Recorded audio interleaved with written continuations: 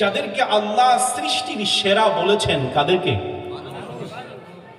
তারা কারা? আল্লাহ বলেন, বিসমিল্লাহির রহমানির রহিম।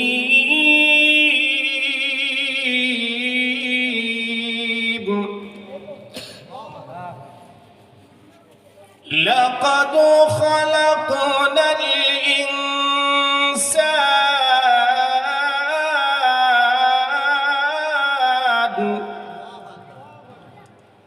ফি আহসানি তাকওয়ীম।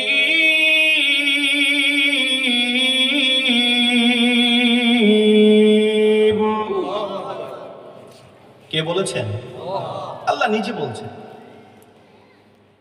আমি যা কিছু বানিয়েছি তার মধ্যে মানুষকে আমি আল্লাহ সবচেয়ে দামি হিসাবে সৃষ্টি করেছি।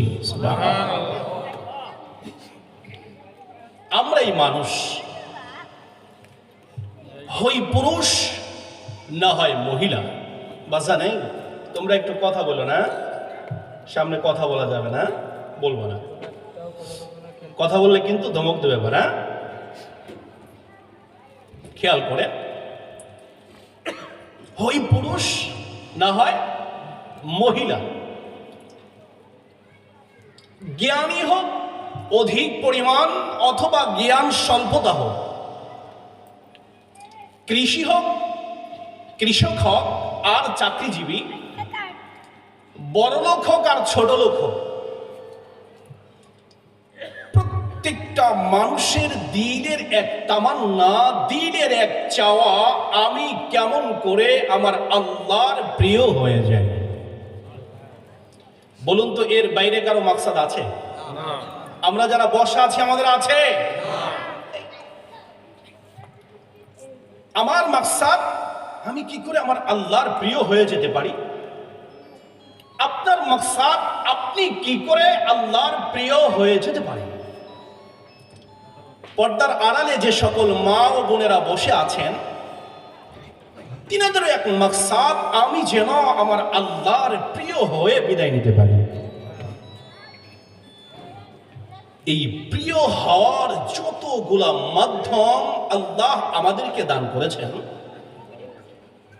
তন্মধ্যে আমার কাছে সবচেয়ে গ্রহণযোগ্য রাস্তা হচ্ছে আল্লাহ তাবারক ওয়া তাআলা রব্বুল আলামিনের উপঢৌকন হিসাবে আমার আপনার হাবিবে কিবরিয়া জনাবে মুহাম্মদুর রাসূলুল্লাহ সাল্লাল্লাহু আলাইহি ওয়াসাল্লামকে যে উপঢৌকন দিয়েছিলেন নামাজ, এই নামাজ হচ্ছে বান্দা বান্দিকে আল্লাহর কাছে পৌঁছে দেওয়ার সর্বোত্তম মাধ্যম। সর্বোত্তম মাধ্যম। উপঢৌকন দিয়েছিলেন কাকে? জোরে বলেন, কাকে?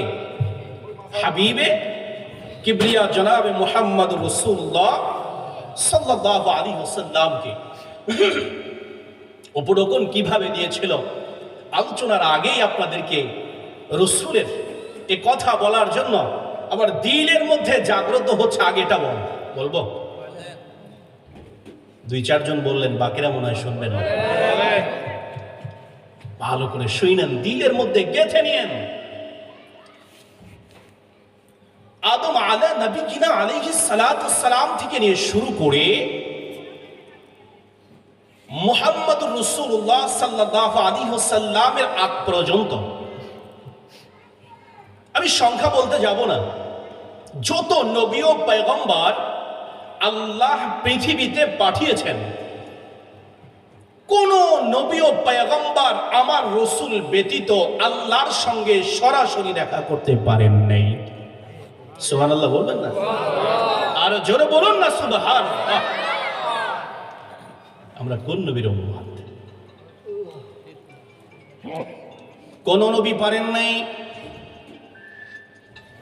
মুসা আলা নবিয়িনা আলাইহিস সালাতু ওয়াস সালামের কথা শুনবেন, আল্লাহর সঙ্গে গল্প করছে।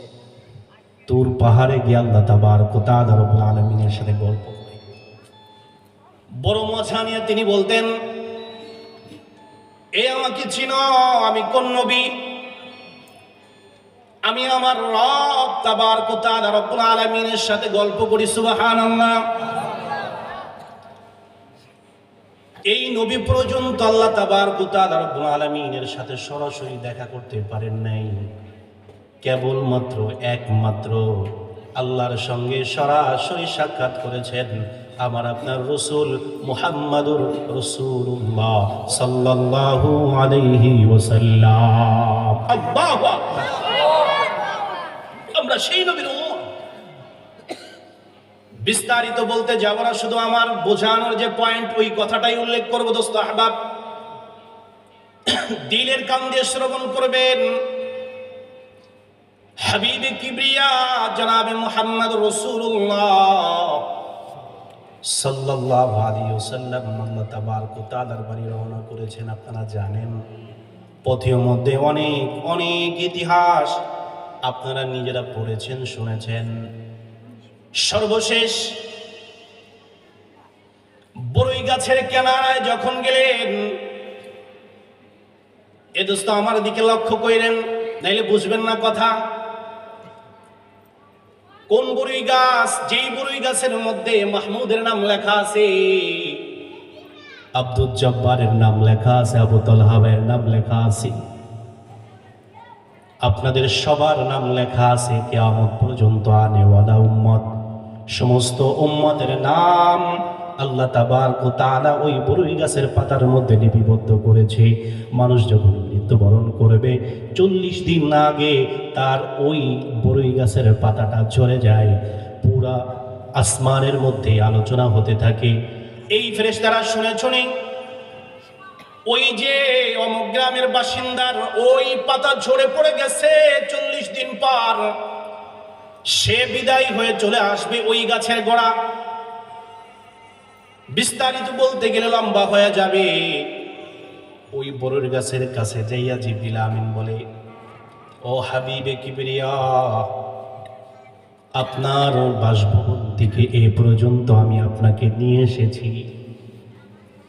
আল্লাহর অর্ডার ছিল, রব্বে কারীম আমাকে এ পর্যন্ত আসার মতো সুযোগ দান করেছেন।